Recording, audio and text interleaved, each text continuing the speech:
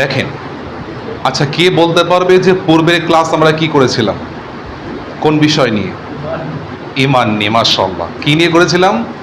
ইমান নিয়ে। ক্লাস বললাম এই কারণে হয়তো হাসি লাগছে, অ্যাকচুয়ালি ক্লাস, ওয়াজ মাহফিল মানেই ক্লাস, আলোচনা মানেই ক্লাস।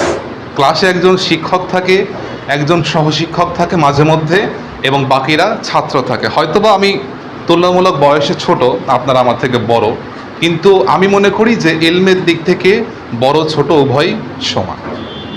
যেহেতু আমি বলে থাকি বারে বার, একটা 3 বছরের বাচ্চা থেকে নিয়ে বা সদ্যজাত বাচ্চা থেকে নিয়ে একটা মুমূর্ষু ব্যক্তি প্রতিটিই আমার শিক্ষক। কেননা একটা বাচ্চা সে যখন কাঁদে, তার যখন খিদে পায়, সে তখন কাঁদে, তার মা বুঝতে পারে যে সে বাচ্চাটার কি খিদে লেগেছে। তেমনি এটার অর্থ হচ্ছে যে আল্লাহ পাকের রব্বুল আলামিনের বান্দা আমরা যখন আল্লাহর কাছে রোনাজারি করব, কান্না করব, হাত তুলে দোয়া করব, আমরা কাঁদবো, আল্লাহ তখন বুঝতে পারবেন যে বান্দা প্রকৃত অর্থে গুনাহের মধ্যে ডুবে আমি রব্বুল আলামিনের কাছে চাইছে কিছু, যে আল্লাহ আমাকে ক্ষমা করেন। বলি না সুবহানাল্লাহ? এটা শিক্ষা নয়? একটা মুমূর্ষু ব্যক্তি কাকে বলে? যে ব্যক্তিটা মারা যাবে এমন অবস্থায় পতিত হয়েছে, অর্থাৎ লাস্ট স্টেজ যেটা বলা হয়, শুয়ে রয়েছে বা বসে রয়েছে, যে কোনো অবস্থাতে সেই ব্যক্তিটা সবসময় চিন্তা করে যে এই সময়টা কিভাবে আমি তাওবা করব।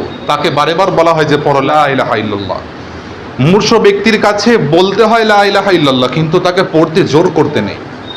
মাথায় রাখবেন, তাকে পড়তে জোর করতে নেই, তার সামনে বলতে হয় লা ইলাহা ইল্লাল্লাহ।